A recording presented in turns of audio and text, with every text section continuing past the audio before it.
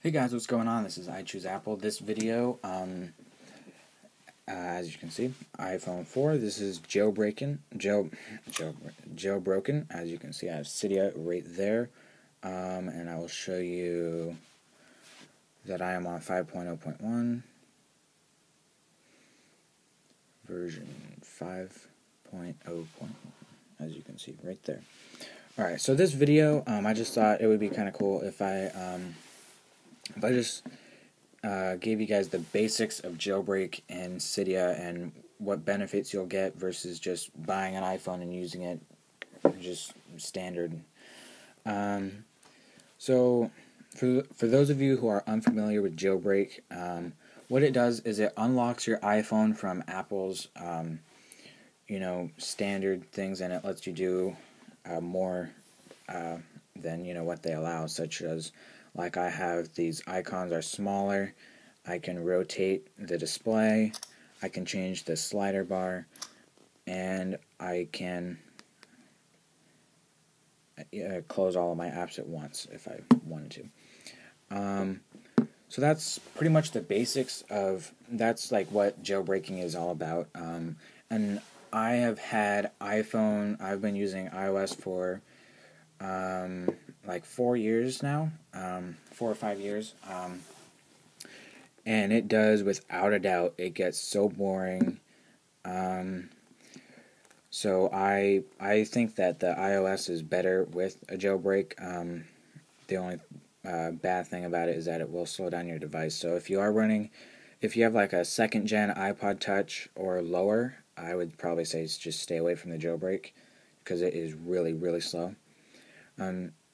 So this application here is just the main jailbreak application called Cydia, and if you are on an older jailbreak, you can, or I don't even think you can get it anymore. It is a jailbreak program called Rock.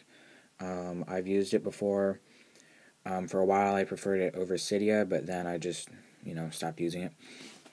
So Cydia is where you sorry about that, where you get your main jailbreak stuff. Everything that I have from the jailbreak is all on here, and then you can go like on sections and search stuff. And usually, if you go on YouTube and you search like how to get something like install this for example, they will tell you to add a source, and that just adds more sources of Cydia tweaks and applications. And one thing to keep in mind is that some of the stuff on here is, illegal, such as high Siri or H1 Siri. I believe that is still illegal, the files that are on there. So you can go ahead and you go edit, add, and then you add sources. And then from there you can go on sections and search for whatever you want. Like I usually go down here and I go on X mods, or I go on tweaks, and I kind of scroll through, because the tweaks are like, they're what give you stuff like this feature here where I can close all my apps at once, or the rotating feature, or changing this. That's what tweaks are. And then you can go on applications, which applications like NES, where it lets you play Mario and other Game Boy games like that, and then that's where you would download all your applications. So another thing that I tell people that'll ask me, like people will be like, "Oh, your phone's jailbroken," and I'll be like, "Yeah," and I'll tell them that I really like it, and then they'll ask me how they do that, and I'd tell them.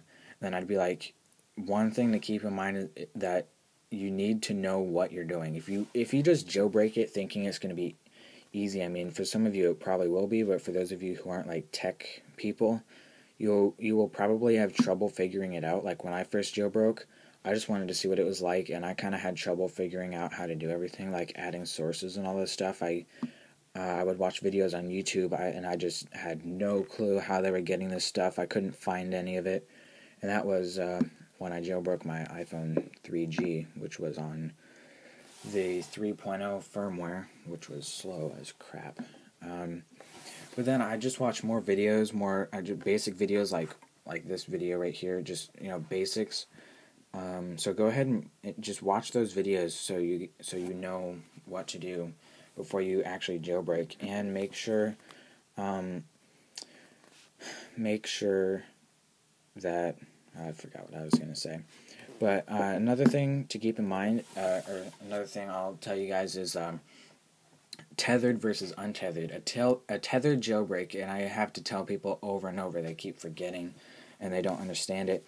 A tethered jailbreak is if you turn off your iPod or iPhone or iPad and it dies, you have to plug it into your computer, and normally you would run it off Red Snow. That's pretty much what people use now.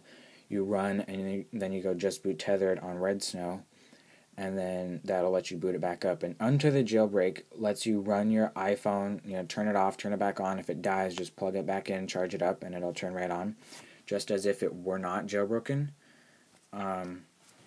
So that makes sense to you guys. And for those of you, if you guys jailbreak and you have problems with it, I'm not responsible for any of that. But if you do jailbreak and you have problems, go ahead and leave a comment, send me a private message. I'll research on it and let you guys know. One other thing is make sure that your jailbreak application supports your firmware, your iPod.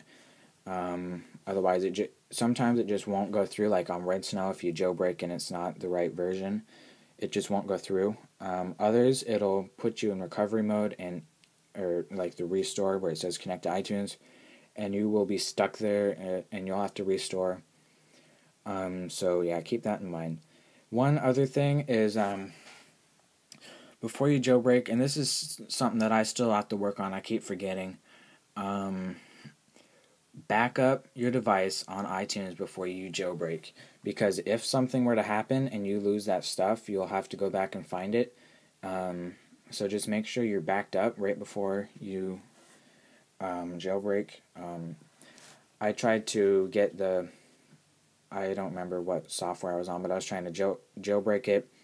I messed it up, and I thought I lost like 100 photos that I've taken,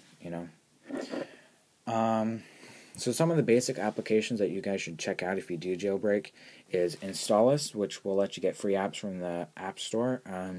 You can probably watch videos on that too. I'll probably make one eventually. And then Winterboard, which lets you get themes and stuff. I'll go ahead and load up an Android theme.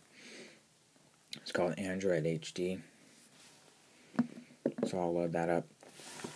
Those are like some of the basic applications. Not basic, but you should check them out. And Winterboard, you will have to reboot, so keep that in mind if you are on a tethered jailbreak. So it'll load here, and then I don't know why it glitches out right there on the first part, but it doesn't always do that. And then the background, where's my background? Oh, there we go. Okay. So as you can see, I just put on a theme on Winterboard, and it just kind of like covers up.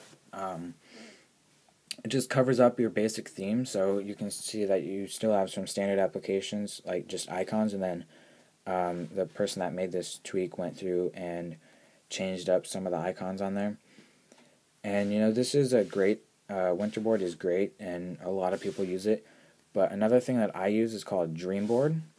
And this doesn't just change your icons, it just changes the whole like general user interface. Like I'm going to go ahead and load up Android, which makes it look like the Droid Incredible. That's what it makes it look like, and then it'll load up here. Still loading up. Like I guess the time isn't loading. Whoops. And then so you can see it's not like a Winterboard theme. It's like actually it's makes it feel more like it's an Android device. And then here's just a DreamBoard shortcut. But on here, when you do open up the main, like when you open up like photos or something, it won't look like it's on a Droid. That'll just look normal. So that's pretty much it.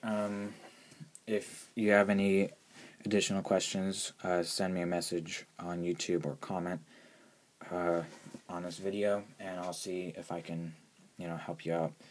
So that was pretty much it. This is I Choose Apple showing you Jailbreak.